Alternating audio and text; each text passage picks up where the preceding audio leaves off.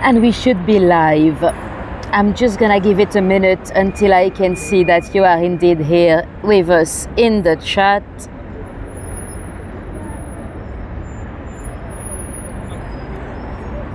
Yes, I can see the numbers, so we should be all good. Let me know in the chat that you can hear me properly. We've got about 10 minutes before to start. We're just waiting for everyone to connect. So if any of you were watching this on replay in the next few days, years, weeks, if you wanted to skip the hellos and go straight into the action, you could skip the next 10 minutes exactly. Thank you, Sansan. Hi, Cynthia. Perfect. You can hear and see me. Great to hear. So if any of you were completely new to me, if you don't know what's happening, we are live from Rabat, and we've got about 10 minutes before to go for a little live walk. So we're just getting to know each other. And as usual, I've got quite a long microphone cable with two little connection. So I'm gonna try to double check that the microphone is working properly. So I'll be tapping the mic. You should be able to hear that. If you don't hear it, that's probably because the sound is coming through the phone and not the microphone. So I'll be tapping it right now. Let me know in the chat if you can hear that. Let me know if you've heard the tap. It might be quite faint, but you should be able to hear it. And if at any time through the tour you start hearing some weird wind noises, let me know. It could be that the microphone got disconnected, because I've got this very long cable that could get trapped somewhere. Yes, you've heard it. Perfect. Thanks everyone for letting me know in the chat. Thanks very much. And welcome Katie, and welcome everyone that have missed. Irony. Tapping, perfect. Hi Sarah, nice to see you here. So we've got, let me check, we've got exactly 8 minutes to go.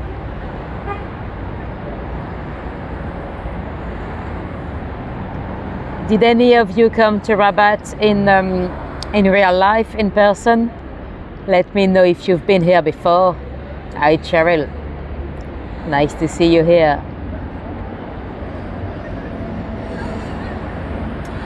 It is bright and sunny in Rabat today. We're lucky.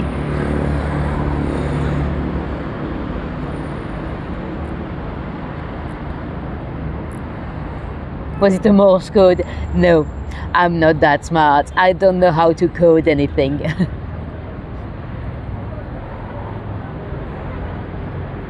Let me give you a glimpse of the view.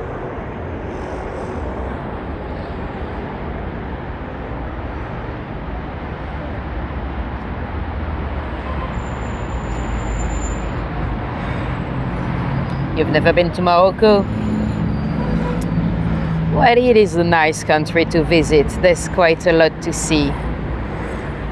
I did not go to the most touristic destinations like Fez or Marrakesh, but I've been here for a week now, so I've seen quite a few different destinations.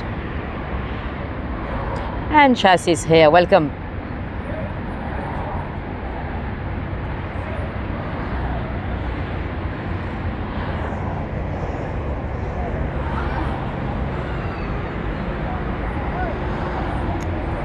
Let me show you my face again.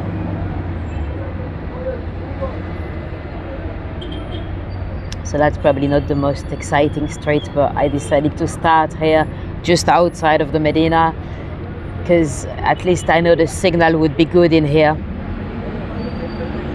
Then we'll go into the Medina. We're not gonna stay too long into the Medina. I just want to show you a few streets, because in those little narrow streets it's quite difficult to avoid me. And I'll get back to you in a second, Cheryl. It's quite difficult to avoid the camera, and I've noticed that a lot of Muslim ladies don't want to be on camera. I guess it's religious. They're not gonna say anything, but I often see them like kind of turning around or hiding their eyes or covering their faces. So I don't want to spend too much time in those narrow little streets, just not to make anyone uncomfortable. So we'll go and take a quick look, but we'll then go into more open spaces area. Cheryl, is it safe for a woman solo in Morocco? I'm not solo. Well, today I am, because my friend has food poisoning, so she's been at the hotel all day. So I've only been solo for the first day, really, when I was in Casablanca, and I met my friend the next day. Yes, Laurie, I've been recording videos, so I'll be publishing videos of Tétouan, Tanger, Larache, Asila. So yeah, I've been around. But yeah, most of the time I wasn't solo. I think you can easily travel solo. I didn't really feel very uncomfortable. Well, I was a bit uncomfortable through my last live in Casablanca, but it's not because I was very uncomfortable myself. It's because I was afraid that you guys might get worried, and I didn't want anyone to call the police or anything, because there was a gentleman kind of following me. But I didn't feel threatened or anything. Well, you might have to be careful in terms of scammers.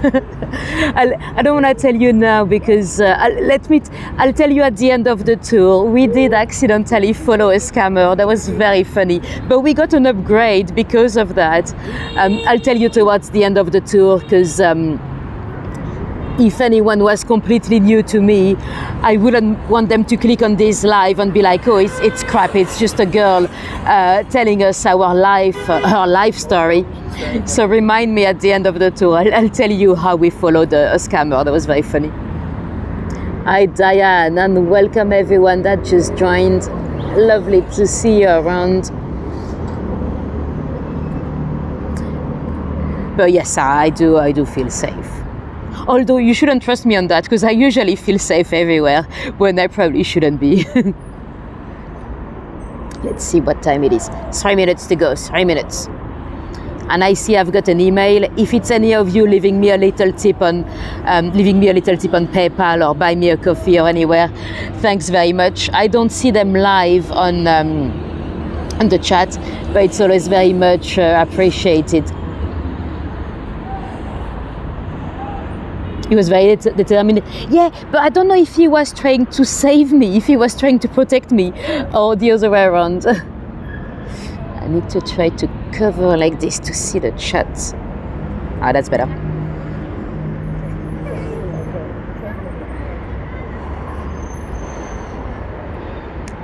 Yeah, hopefully she'll be fine. She's got a stomach that's a little bit more sensible than mine. Hi, Marilyn. But she was just sleeping now. She was very sick this morning, but she's sleeping now. So I just went to check on her. She was still alive.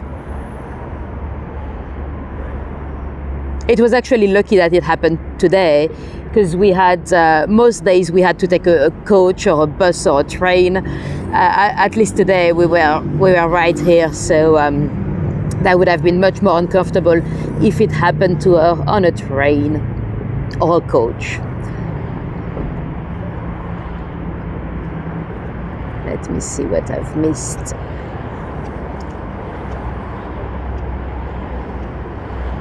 Lots of pickpockets. Well, probably, but you know what? London is no better. London is getting horrible with pickpockets. Really, really bad. I had a lady in my group getting her full bag stolen from a pub the other week. They've started now to grab phones with a moped, you know. Well, it's always existed, but it's getting quite bad these days. So you've got to be careful everywhere nowadays.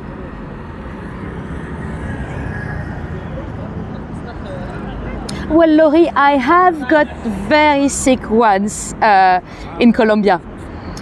It's my fault, our fault. We got to some kind of Airbnb or a guest house, and the water was there was some kind of a water container with some black rocks that was meant to be safe, and I was like, how are those black rocks going to clean the water? And then I said, oh, you know what, let's trust the system, let's drink. We've been so sick, man. I remember we had met some drug dealers, and about 2 a.m. we thought we were gonna die of dehydration because we didn't want to drink the water, but it had been coming out from every single hole in our bodies. So at 2 a.m. I actually texted the drug dealers. I was like, I don't want any drugs, but I'll pay you for a bottle of water right now. Obviously, the drug dealers didn't reply, so we had to. We ended up boiling some water to be able to drink it because we were scared we'll die of dehydration. But that's not happened since. That was many years ago now. And it's officially time to start. It is 6 p.m. In Morocco. Welcome, Sarah, and welcome anyone that just joined. So if any of you were completely new to me, you're very welcome. I'm Natalie. I'm just on a holiday here, so I don't know everything, but I've done my homework, so I might be able to tell you little snippets of history. And without further ado, let's flip this camera around and let's go. So we'll just go into the Medina for now, but most of you were with me in Casablanca the other day. Generally, Rabat is much more modern and much cleaner as well. It's quite nice. I actually much prefer Rabat. There's a little mosque here. It's called La Mosquée du Mur, so mosque in a wall, because it's right into the wall. And let's go down. So let's go down the Medina. Hopefully the gods of the internet will stay with us, but I can't guarantee because it's those tiny little streets. Hi Sarah, and welcome everyone that just joined. We'll see a lot of little furry friends as well. A lot of them. I've stopped feeding them though, because they've snubbed me a few times. Last night we were at a restaurant and the chicken couscous for some reason was much cheaper than the vegetable couscous. So I ordered the chicken one. And I didn't quite fancy chicken because, well, I'm not a vegetarian or anything, but over here in the Medinas, you see a lot of chicken alive right next to dead chicken, and well, you can even see them killing them. And after seeing so many chicken alive and all that, I didn't really feel like eating chicken. Anyway, so I decided to give my chicken leg to a little furry friend. Hello. Sorry. Thank you. Thank you. So yeah, I decided to get my chicken in front of everyone. I just stood up, took my chicken leg to a little furry friend, and he snubbed me. He smelled it and he was like, "Now, hello you. What have you been eating? You've got a dirty mouse. What have you been eating? Huh? Oops." A lot of people feed them. It's good evening. How are you? I'm good. How are you? Where are you from? I'm French. French? Yes. First time coming here. Lovely meeting you. The first time. First time here? Yes. But it's my last day. I like you to speak this language. Good holidays for you. Thank you. As you might have noticed, people are very approachable here. A lot of people would say hello on the street and welcome and all that. Now you see those little blue walls. Apparently, it started because of the Jewish community. So they would put the blue on the walls in the Jewish area. That was the case here. And they probably use the blue a little bit more today because some cities are completely blue. Some of you might know Chef Shuan. But it was indeed a place where the Jewish community came after the Spanish Inquisition. You know, a lot of Jewish people fled Spain and moved to Morocco. Today you have a tiny little portion of the population that's still of the Jewish faith, but they live very well together. I think there's only one Jewish lady living in the street nowadays. But oh no! I think. Oh, sorry. Let's.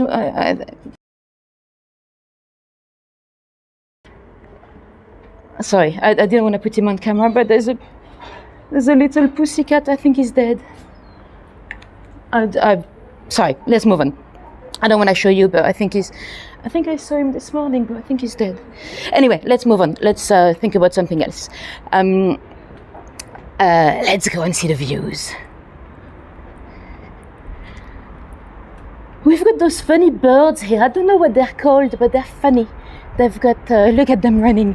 They seem to be like some kind of, almost like a seagull. They eat fish and stuff, but they're funny because they've got those articulations in their legs, almost like the ones we had in India last week.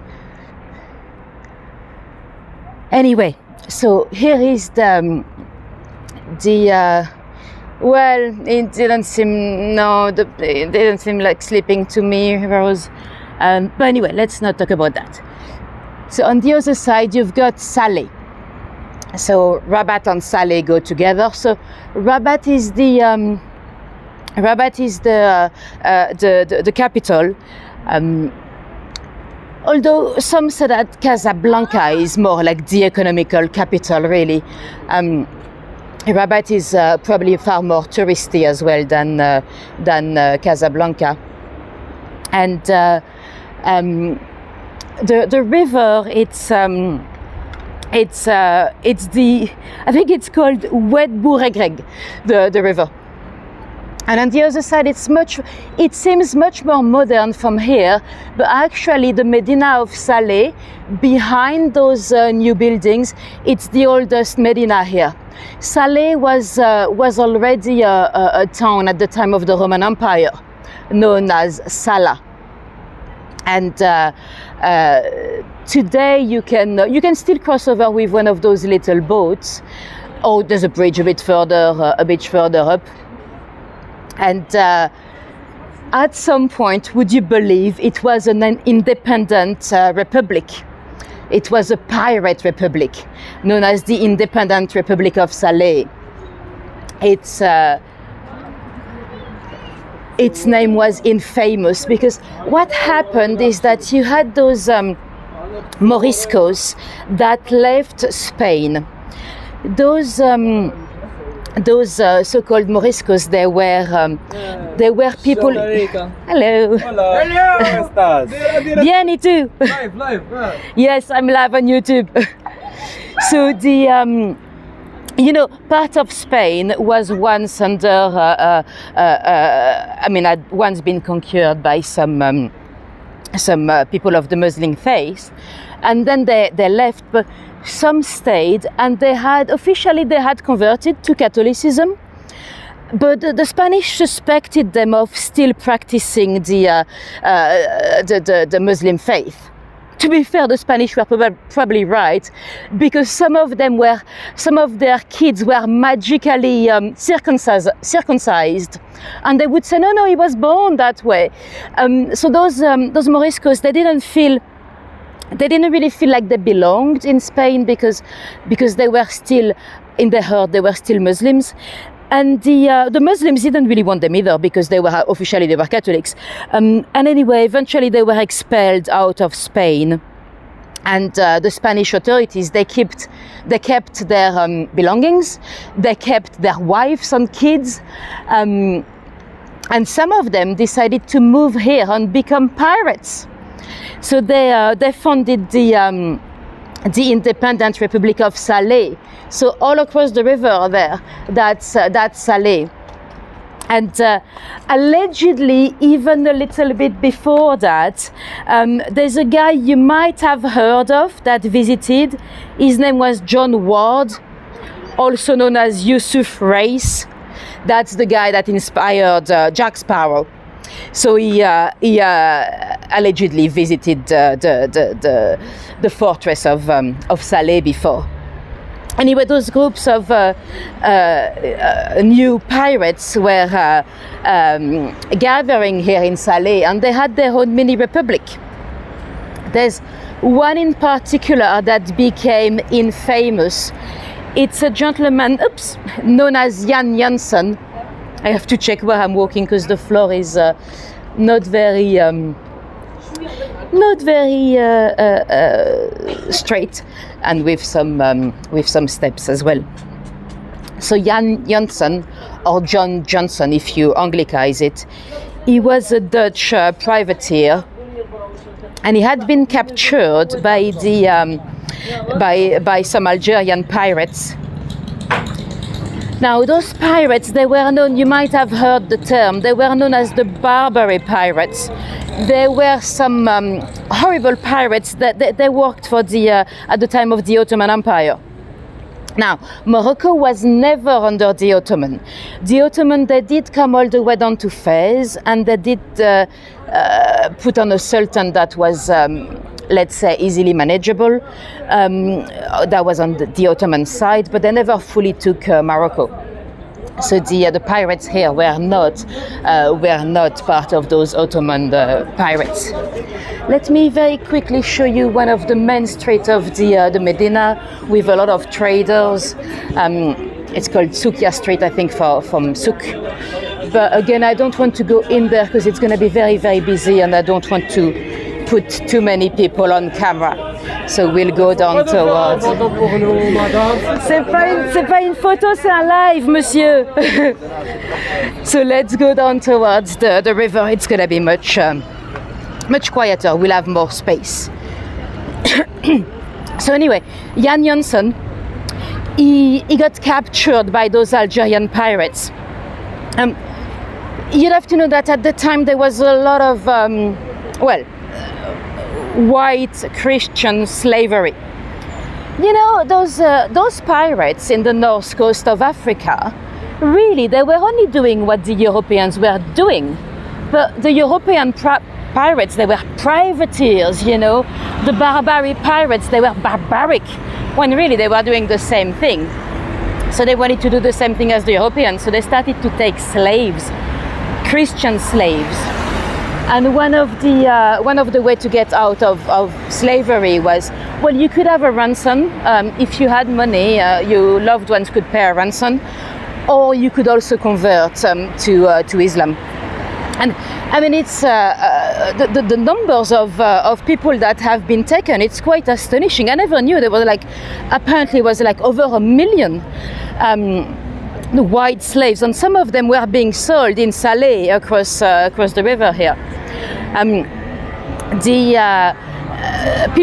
People living on the coast were actually very scared at the time, and the European powers, instead of allying together to eradicate the Barbary pirates, they allied with them. So you'd have to remember that at the time, you know, in the 17th century, you had all those wars of religion in Europe, and so the European powers, instead of coming together to eliminate those pirates, they allied with them, mainly the French and the Brits. They would sign a contract with the pirates saying, okay, I'll give you that, but you leave us alone, you don't attack our ships, you attack the Spanish instead. And what was that vehicle? They're like little, I don't know how you call them. They're actually quite dangerous because a lot of the kids drive them, but it's full of pedestrians as well. We saw them in La Roche as well. They don't go very fast, but you know, it's not like a bumping car you have in a fair. You know, those can very easily end up in the river or in somebody's legs. So yeah, anyway, those pirates, mainly the French and the Brits, were dealing with them. They were like, okay, you don't attack our ships, you attack the Spanish. And a lot of those Moriscos, they were more than happy to attack the Spanish anyway, because that was the country that expelled them and took their money, took their wife, took their belongings. So they were gathering here in Salé, attacking those ships. not everyone in Salé was a pirate, because of course when you have a pirate, you need merchants to sell the stolen goods. And they had some kind of an organization, the divan. Divan in French, and I think in Russian as well, it means a sofa, because there'll be those people making decision basically. And would you believe Jan Janssen, the Dutch privateer that was captured, he converted into Islam. He rebranded himself as Morad Reis. Very often when you convert, you change your name anyway. And he became the leader. He became the leader of the independent Republic of Salé. Morad Reis, not to be confused, so that's Morad Reis the younger, not to be confused with Morad Reis the older. That was another pirate, an Ottoman pirate, that allegedly lived like 130 years. I mean, they probably were for Morad Reis the older.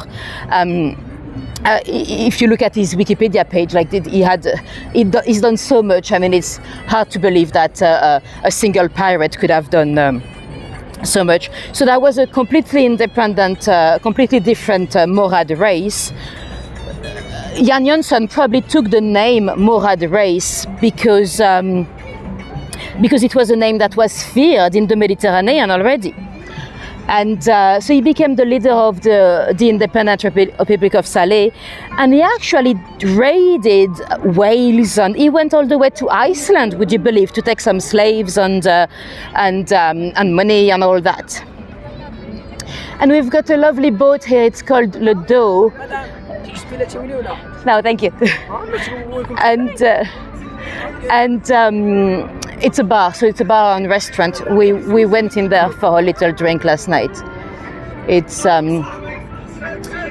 fairly easy to get alcohol in Rabat, but not everywhere in Morocco. There were some smaller towns where we kind of struggled. And ironically, you know what? Morocco is a great producer of wine and beers.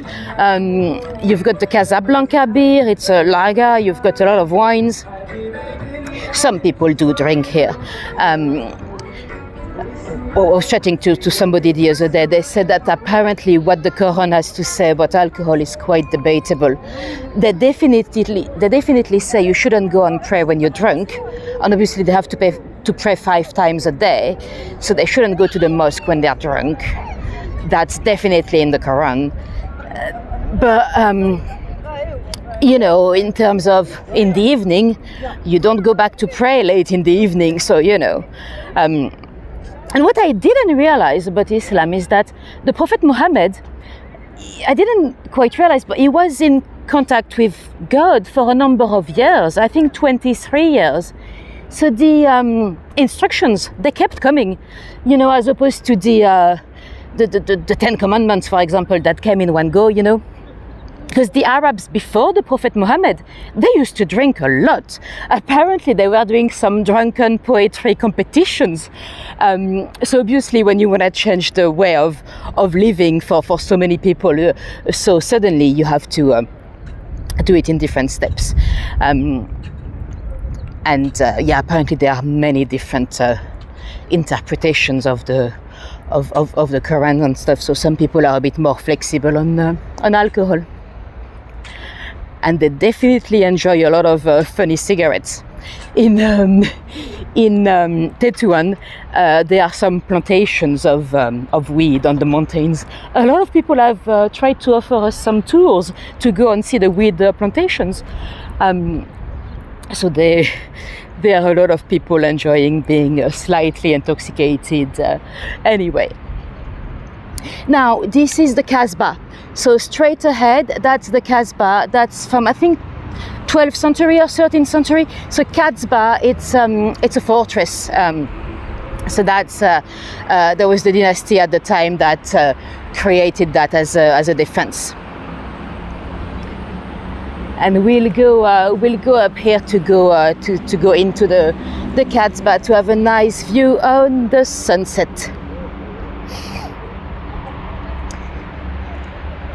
Now, Morocco, it is of course a kingdom, one of the very few kingdoms in Africa. It's the only big one, really. I think there are a couple more, but they're like little enclave in South Africa and stuff. And of course they have a king, and the king is here in Rabat. Well, I think he is. The other day I was in Tétouan. There's a royal palace in Tétouan as well, and I went to see the police. I was like, how do you know when the king is here? You know, in London we've got the flag, that's a different flag, you know. And so I was like, what would be different if the king was there? And the police officer looked at me, he was like, everything would be different. You'd have tons of us police officers, you'd have a lot of light. So apparently they said the king is here in Rabat, and he doesn't really go, he'll go to Tétouan in the summer, but at the moment he's here. His health is not great, apparently. Some autoimmune disease he's got. So his son, Prince Moulay, is potentially going to be one of the youngest king ever. He's 21 years old at the moment. He's one of the richest youngsters on the planet. Let me show you his face. There is Prince Moulay. Oh, you went to Tétouan with your ex-husband? Yeah, I really liked Tétouan. I didn't quite know what to expect. I really liked it. So yeah, there is the prince. He's already carrying a lot of royal engagement and meeting a lot of international heads of state. He speaks Spanish, French, Arabic, Berber. Most people here in Rabat, they'll speak French as well. Not everyone. And in the north, like in Tétouan or Tanger, they speak more Spanish. But to be honest, I expected them to speak. I expected pretty much everyone to be fluent. It's not the case. There are some people that speak only Arabic. And Prince Moulay, his mum, is very pretty. Let me show you. Her name is Lala Salma. She is or was, we don't know for sure, the wife of the king. I say we don't know for sure because would you believe she disappeared in 2017. Now Lala is she's red hair and everything, but she's Berber. The local community here, the Berber, you have some blue eyes, you have some blonde, you've got different groups of Berber, but so she's a local girl. She was from a I was gonna say working class. Yeah, I guess we could say that. She's not from aristocracy or anything. She's from a normal family. So she was a bit of a Cinderella, you know. She met the king. They fell in love. The king's family was actually against it because, well, you know, usually you marry someone of your class, you know. But she became the queen. Usually in the Islamic monarchies, you don't really see much of the king's wife. They're just not in the public eye. I mean, wives with an S, because very often they have a few, you know, if you look at the Emirates, for example. And Lala actually broke tradition. She was, well, first, as you might have noticed, she's not wearing a headscarf. She was wearing trousers and stuff, and she was very active into public engagement. She was a humanitarian. Let me show you the cannons on the beautiful door.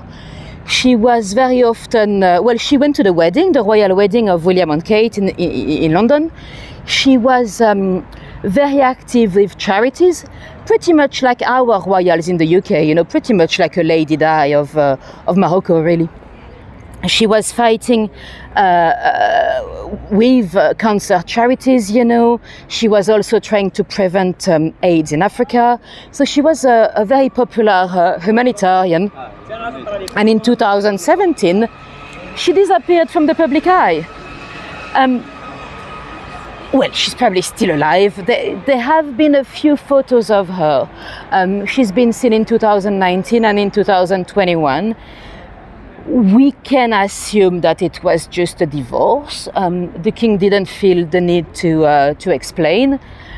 It became very public in 2017 because the king had a heart problem and he had to have a heart operation in Paris. He's actually quite active on social media, the king. And she looks young on the photo, but that's probably a photo from 10 years ago. I picked up on Wikipedia because at least I know I've got the right to use it. And the king had to have a heart surgery in Paris. He posted a selfie with his family online. Everyone was there, Prince Moulay, the little Princess Lala, his sister, everyone, but not his wife.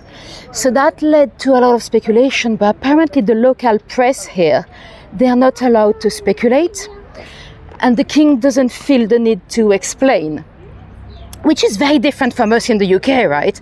I don't really know how the monarchy is financed over here, because in the UK, you know, the working royals, we pay for them. So you know when the Princess of Wales, Catherine, kind of disappeared in January, we know now that of course it was a horrible cancer diagnosis. But for a few months, everyone was, even the press felt like they deserved an explanation. But you know, because when a working royal stops working, in a way, I don't want to say we have the right to know. It's not what I mean, because it was awful what happened to the Princess of Wales. You know, there were some horrible conspiracies on the internet. But I do understand that the public feels like they'd like to know, you know, because she's a working royal. So I find it very interesting here that people are absolutely fine with not knowing. I did try to ask a few people. I was like, do you know what happened to Lala Salma? Is she alive? Have they divorced? And they're like, we don't know. It's probably just a divorce. She has been spotted in Mykonos with her son about 3 years ago now, but we don't know. The king doesn't need to explain, which I find fascinating, because if it was in the UK, everyone would want to know. And it's just crazy that the speculation is not worse than it is. I mean, I guess people chat, but not the press. The press leaves them alone. When well, in the UK it's a bit the same. We do not speculate too much in the main tabloids since Lady Diana and all that, but in the international press we do. So Lala, it's actually, I think it means royal. So every princess would be called Lala. So her name is Salma, Lala Salma. And let me show you a little pussycat that's very much still alive.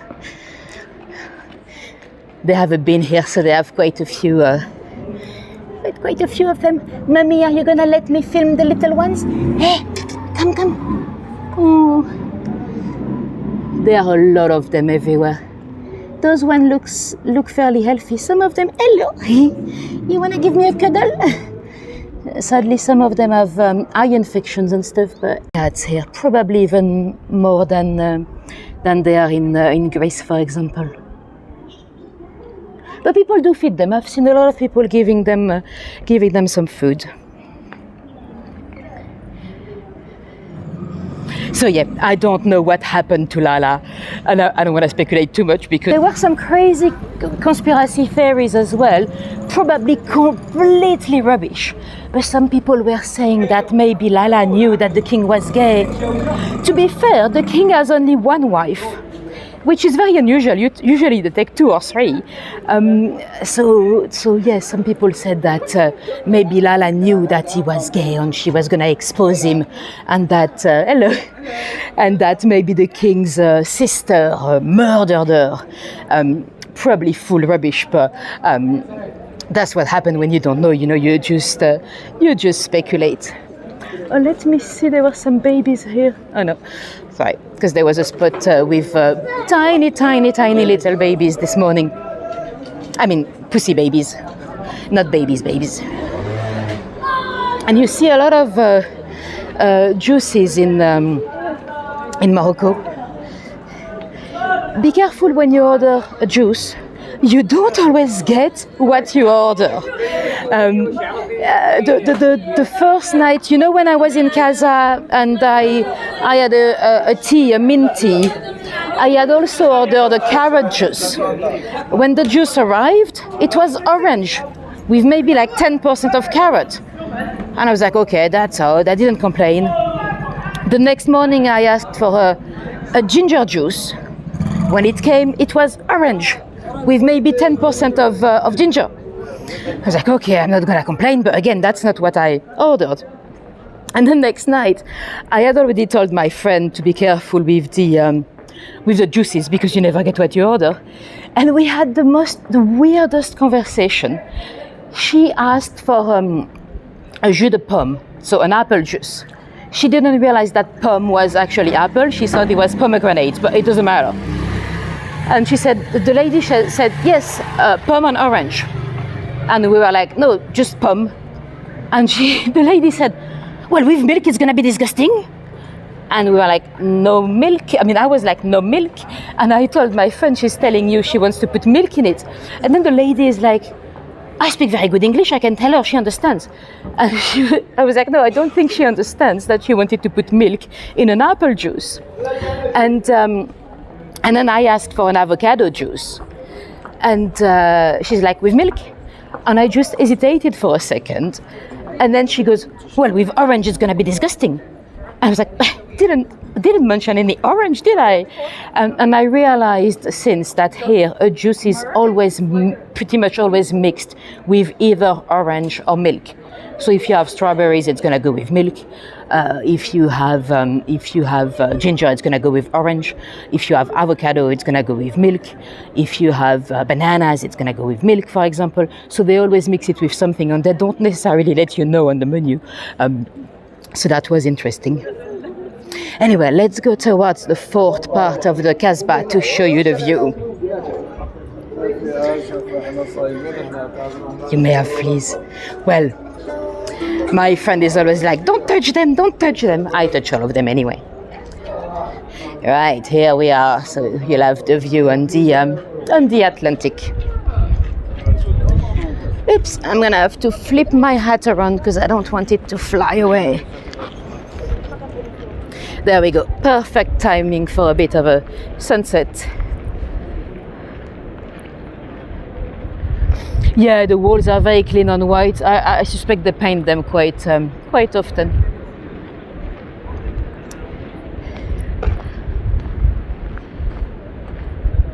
Yes, exactly, down. I mean, you know, I don't mind milk, but you need to put it on the menu.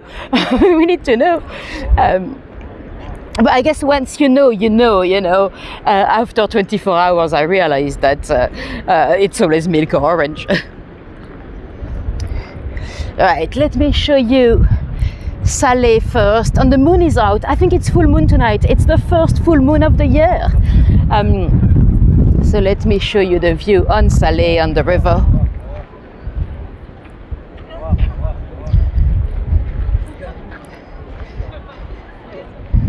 So the skyscraper in the distance, that's one of the tallest in Africa. It's the Mohammed VI Tower. And so down here to the right, you don't see it, but that'll be where you've got the boat, you know, the boat with alcohol. Alcohol, it's actually an Arabic word, would you believe? Everything started by al. It's, pretty much everything, it's actually Arabic. And on the other side, that is Salé. You can see, excuse my finger, but this is a huge cemetery there. Sorry, I'm just gonna have to flip the camera so it focuses again. The cemeteries over here are very, very large. Let me show you my favorite residence in that cemetery. Let me show you. puppies. I see Mummy in the background. There are not as many stray dogs as there are cats, but somehow in the cemeteries you often have a few doggies We're gonna go and see the and sunset. puppies in that occasion.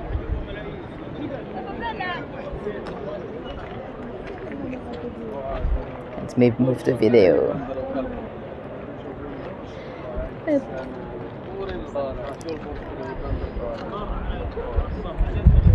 Oops, sorry. I just stepped right into a bench. Yeah, we do put milk here, but the thing is they call it a juice, not a smoothie. If you call it a smoothie, you'd imagine milk, yeah. But they just call it a juice, so it's very confusing. Anyway, let's go down to find the sun, and I'll show you two more huge cemeteries down there. The cemeteries are very big because, well, the Muslim community usually they get buried. They don't do cremation, and also once you go, you have a grave. It's for 50 years, which is actually more than it is in many countries nowadays. I think in France it's about 30. Unless you buy more time, but after 30 years now, they're free to reuse the grave if you don't buy many more years. Here in Morocco, it's 50. I only know that because we ended up in a bar the other day with an ecclesiastic bunch of people. There was a guy that was a retired British Transport Police. He had just come here because his mother died. There was a lady that I suspect might or might not have been an escort. It was one of the only places with alcohol. And because his mother died, I was asking everything about the cemetery regulations here. Anyway, you see, oops, apologies, I just cut the cable. So that's a little cemetery there, but there that's another huge one. And behind the wall, there's another huge one. So it's like at least a square kilometer of graves. So they're much, much larger than they would be in many countries. And let me see. I'll show you the beach.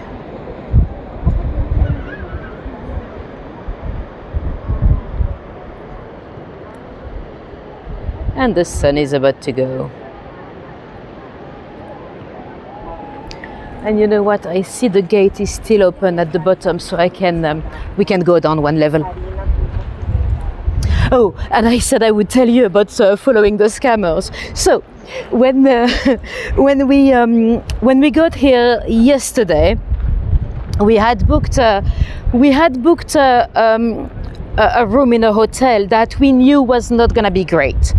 It was in a riad. The riads, they are those old buildings in the Medinas, and they have been built in a way that they can protect people from the sun from the heat in the summer, but in the winter they can be quite cold and sometimes humid. We had a very bad one in Tanger. It was very humid, so we were a bit worried that the hotel might be crap. To give you an idea, we had paid £22 for a night, including breakfast. So we didn't expect luxury. And the reviews were quite bad. We turned up in front of the riad. The door was locked. And there was a guy there, stood against the wall. He didn't look particularly professional, but he was just stood there. And he looked at us in front of that gate, and he came to us. He was like, "Oh, you've got a booking?" We're like, "Yeah." He spoke to us in Spanish. And he's like, "Oh, did you book with booking.com?" Yeah. And he starts he's like, "Yeah, it's my sister's hotel." "Oh, they're always late. They don't work very hard." And he started to bang the door. He was like, "Memima." I'm saying Memima because I don't remember the name, but some names, ladies' name that sounded like this. So he's like, Memima. And no one opened the door. And there were 3 phone numbers written on the door. One was crossed, so there were 2 more. And I've got a Moroccan SIM card, so I was like, okay, I'm gonna try to call. If the guy had been a scammer, he would have refrained me from calling the actual number, right? So he's like, yeah, you call her. I did find it a little bit unusual that he didn't have his sister's number, because he could have just texted her to say there are guests in front of the door, right? So I called the number, he didn't pick up, and then he kept going, Mimima. And my friend was like, because we were in a kind of shady little street in the Medina, my friend was like, okay, if we're gonna have to wait, I'm gonna go and wait in the sun anyway. So she leaves me alone with the guy that speaks Spanish. My friend is Spanish, so she actually would understand him better than me, but anyway. So I'm alone with the guy, and he's telling me, yeah, my sister, she's having arguments with her boyfriend. That's why. And I'm like, oh, I'm sorry to hear that. And then he keeps trying. He's like, Mimima. And then he's talking about my booking and having a full length conversation. And eventually he's like, that's it, let's go. They're always late, they don't work very hard. Let's go to the other hotel. I'm like, oh, there's another hotel. I'm like, but we've got a booking for this one. No, don't worry. My sister has a lot of hotels. Follow me. So I started to follow him. I didn't trust the guy 1 minute, but I didn't want to lose my opportunity for an upgrade, because he said, yeah, this hotel, they always have bad reviews. The other one, they have a terrace and everything. Follow me. So followed him, picked up my friend, and then he grabbed my friend's bag and she let him. So he was carrying her bag. And I was like, okay, she clearly trusts him more than I do, because I wouldn't have trusted him with my bag, because at any point he could have run into the Medina straight with the bag. So at that point I'm like, okay, it might just be me being a bit overly suspicious. Clearly she trusts him more than I do, so he might be okay. Little did I know, at that point she was actually taking pictures of him to have evidence in case he ran with the bag, right? So he actually took us into the little streets of the Medina. He walked like, I don't know, maybe 6-7 minutes, but that's quite far away from the original hotel. And then we got to another riad, and indeed everything he said had been true. On the door there were 3 phone numbers, one was crossed, and it was exactly the same number. So it was indeed the same landlord. So then we ring the bell. Again, he starts knocking at the door. He's like, Mimima.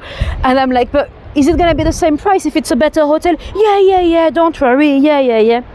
And he's like complaining about their quality of work. They're like, yeah, they're never there, they're never working. And eventually someone comes out of the hotel. So he pushes before that, I had rung the second number on the door. A lady picked up and she spoke very good French. And I'm like, I believe I'm with your brother outside. We originally booked the other hotel, but he took me to the one in front of the butcher. And the lady, at that point, I'm like, why does he speak Spanish when she speaks French? It's quite unusual in the siblings, but my brother probably doesn't speak as good English as I do, and my sister speaks better Portuguese, so why not? And so the lady's like, okay, what's the name of the gentleman you're with? I'm like, Ayub. And she says, okay, I'm coming. She didn't say, no, it's not my brother or anything. She says, okay, I'm coming. Then at that point, the other guy calls me back, but didn't say anything. The phone went on. So by that point, Ayub had pushed the door open of the hotel. So we are in. He clearly knew the place very well.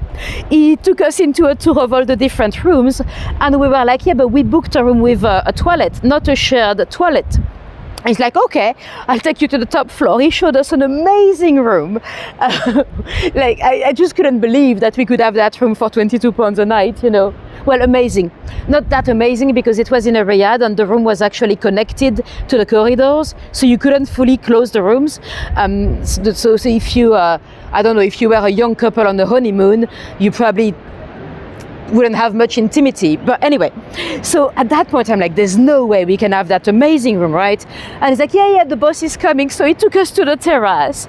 They was like, yeah, you wait here. He turned on the TV. We're like, we don't need the TV, but clearly he knew how to turn the TV on. And then we're just waiting with him. He had asked my friend for a cigarette, which again is a bit odd. Why would some professional ask you for a cigarette. And I'm like, okay, I knew we were not gonna get the big room, so I told my friend, I'm going down to take a quick video. I'll show you in my videos the amazing room. And I'm going down the corridor to film the amazing Riyadh when the actual boss came along, and he's like, what are you doing with that guy? Why would you trust him? I'm like, I don't know. He said he's the brother of the landlady. And the boss was like, no, I run because when I called you back, I heard his voice. This guy is homeless. He's got mental health issues. I don't want to call the police because he's got mental health issues. But no, why would you trust him? I'm like, I didn't exactly trust him, but you know, you were not there. No one is picking up the phone. I just followed the guy.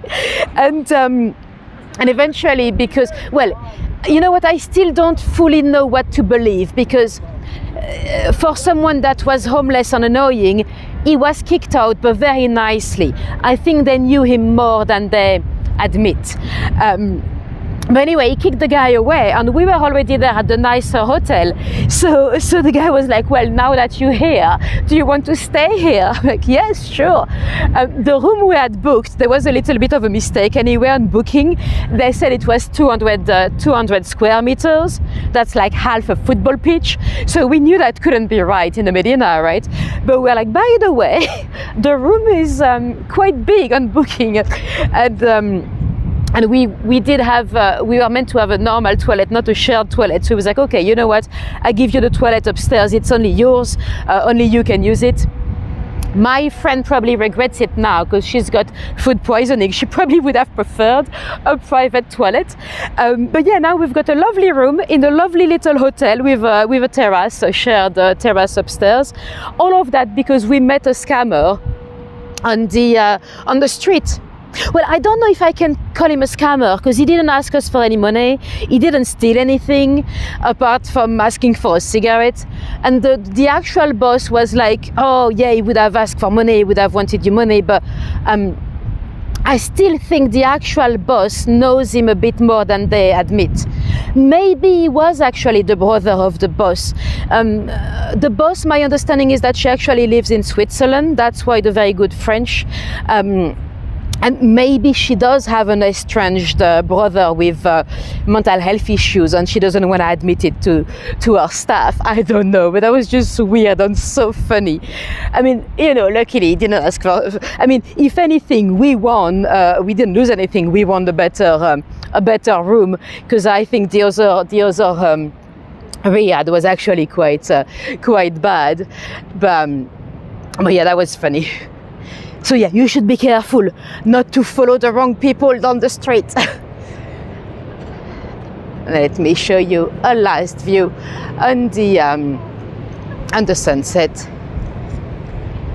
Yes, he could be a regular, but he had definitely been into that hotel. Because when we said, no, we need a room with a toilet, he was like, okay, I'll take you upstairs. So he knew every single room. He knew how to turn the TV on. But the boss was like, yeah, he's done it before. Whenever he sees people on the street in front of my hotels, he bangs the door and he pretends to be somebody. But yeah, that was very funny.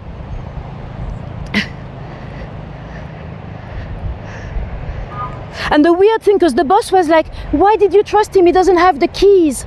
And I was like, you know what? If he's the brother, it makes sense he doesn't have the keys. What really raised my suspicion is that he didn't have a phone.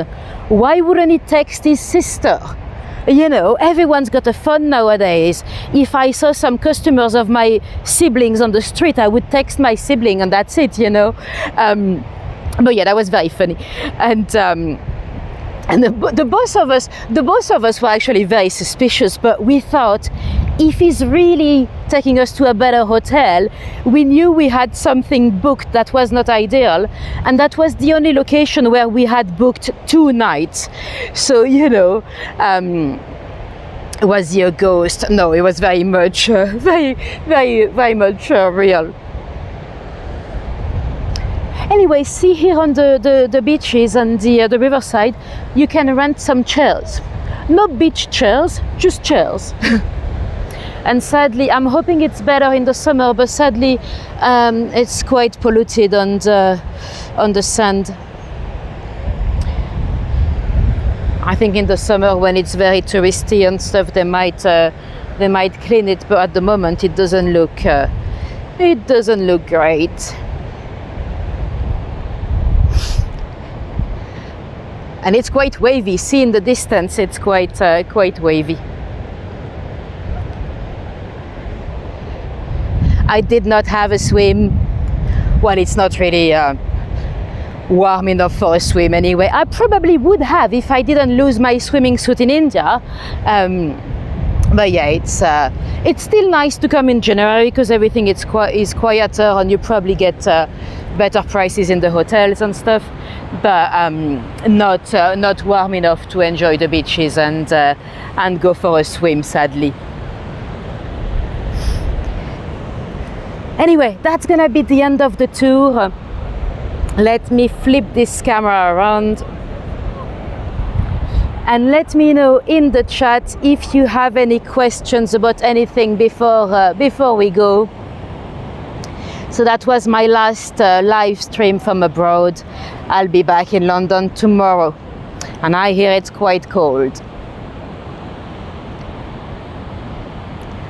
Oh no, I don't want to kill him.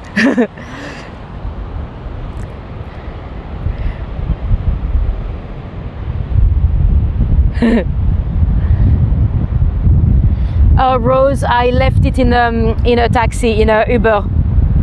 It was still a bit wet. My towel as well, my brand new microfiber towel that I had just bought because it's great for traveling because it takes less space in the hand luggage.